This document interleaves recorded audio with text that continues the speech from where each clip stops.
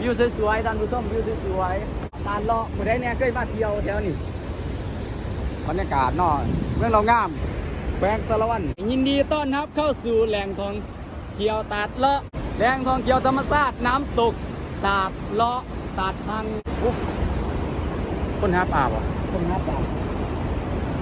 คนมุนน้ำดีขนาดนี้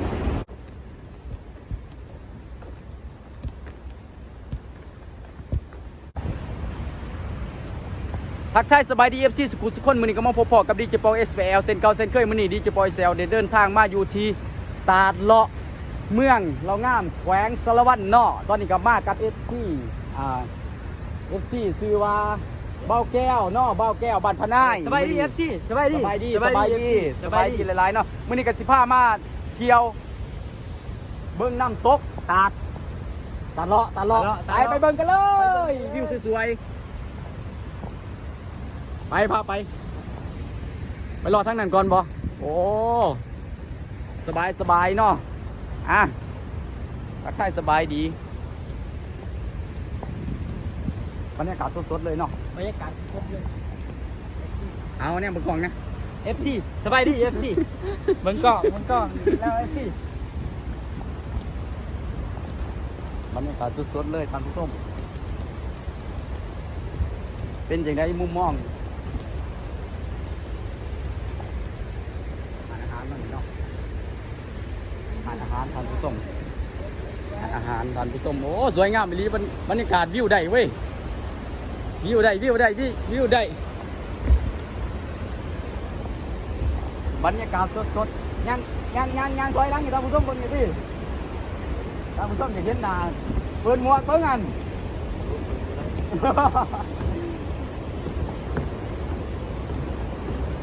วิวสวยๆท่านผู้ชมวิวสวยๆตาดเลาะผู้ใดเนี่ยเคยมาเที่ยวแถวนี้บรรยากาศเนาะเมืองเรางามแขวงสารวัตร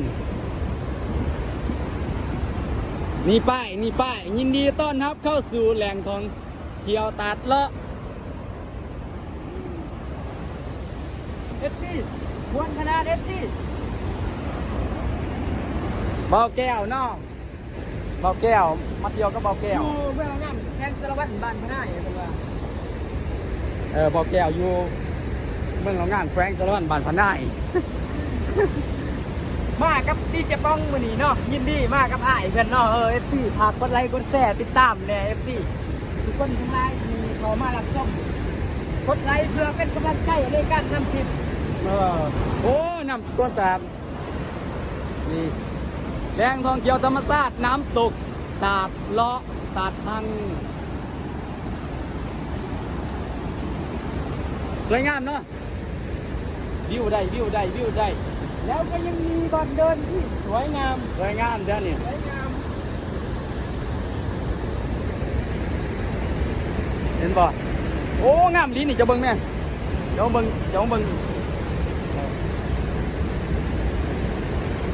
งามไม่ดีเนาะ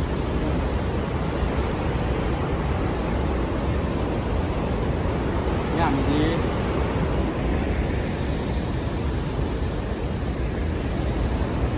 คักบ่เอาจะจับกล่องยังไงจับกล่องขึ้นมา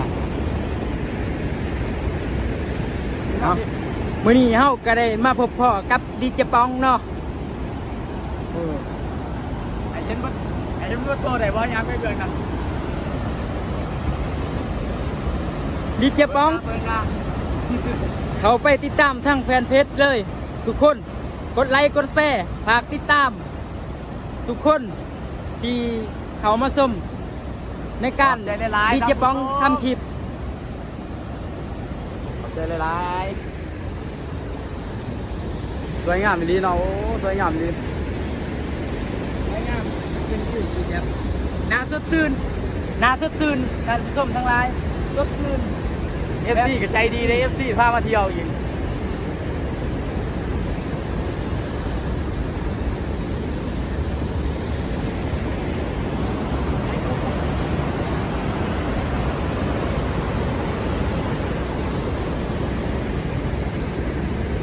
เขาตั้งอยู่นี่ขึ้นหน้าก็ไป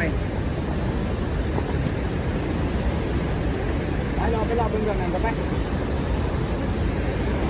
หลังจากรอเบิ่งน้ำซุปแล้วก็เลาะเบิ่งทางมาเด้ย่างขึ้นไปได้บ่นี่ กาเขาทุกกันเลย ย่างมาทางนี้ก็ได้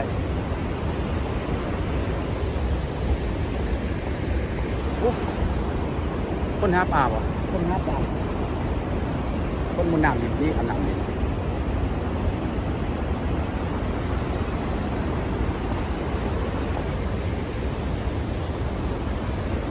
ไปย่างขึ้นไปเบิ่งทางบรรยากาศสดๆท่านผู้ชมที่เคารพและฮักแพงทั้งหลาย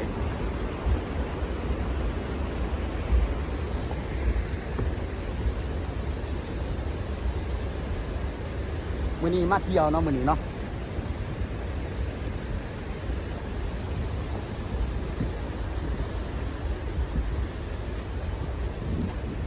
แนมนางกล้องเนี่ยสิ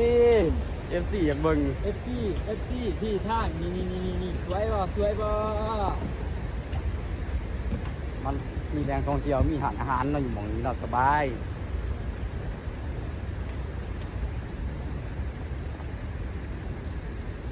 มีผู้ทางเขา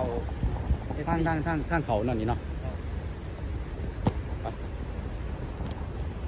ไปก่อนทักทายกับ FC นี่ ทักทายสบายดี FC เอาผู้ใดอยากมาลินมาเที่ยวก็มาได้เนาะมาดิจะไปแซวก็ได้ ทุก เนาะ คนอย่าว่ามาลินเด้อมาเที่ยวฝากกดไลค์กดแชร์จ้ะ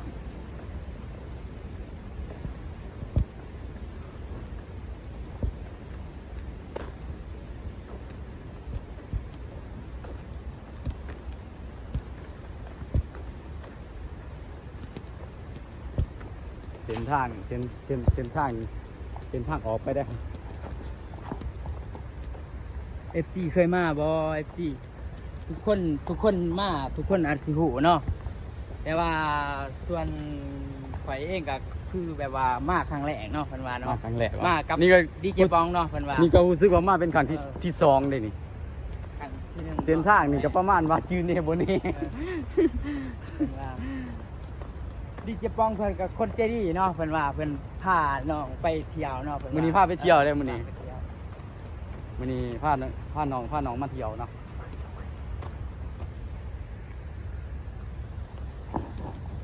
ย่างเบิ่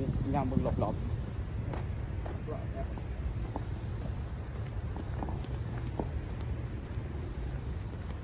ย่างเบิ่งรอบๆกัน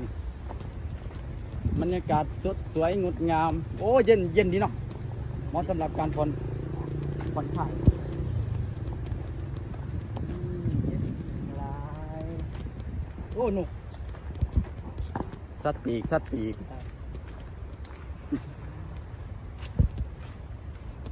ยังคนนี้เป็นยัง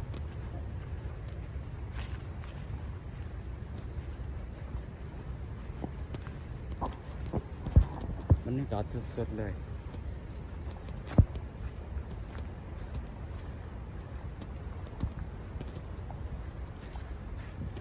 โอ้นี่คือบอลเดินเนาะ นี่คือเดินท่านผู้ชมและคนที่ได้รับส้มเขาดูเนาะทั้งเพจหรือว่าทั้ง TikTok เนาะ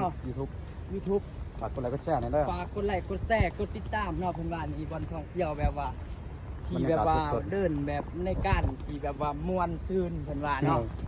มวน ซื่นแบบ มวนไรเนาะ มวนหลาย บรรยากาศสด บรรยากาศ ๆ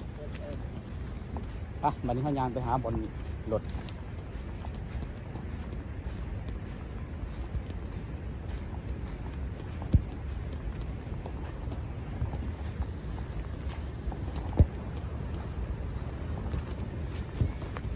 งานตอนนี้เลยกันเลยบรรยากาศสดๆท่านผู้ชมยิ่งสวยดีอยู่ ท่านผู้ชมทั้งหลายที่ได้เคารพและที่ได้เข้าชมและเบิ่งรับรู้ตามเลาะเพิ่นว่าเนาะ เอาผู้ใดอยากมาเที่ยวก็มาเที่ยวได้เนาะคือที่เห็นแล้วเนาะว่าตาเลาะนี่ม่วนขนาดใด ขอสันๆเนาะอ่ะยังไม่อยู่เบื้องนี้ไปที่เดี๋ยวเบิ่งน้ำกัน เอาพวกเฮากันสิได้ เอาตอนนี้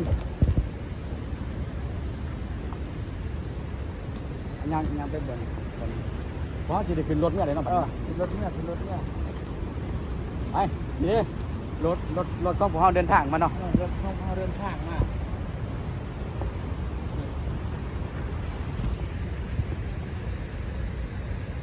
เอาตอนนี้การที่ได้อันกลับบ้านเนี่ยเนาะจะได้กราบขอบใจในเอฟซีสุขุมสุขคนที่เป็นกำลังใจให้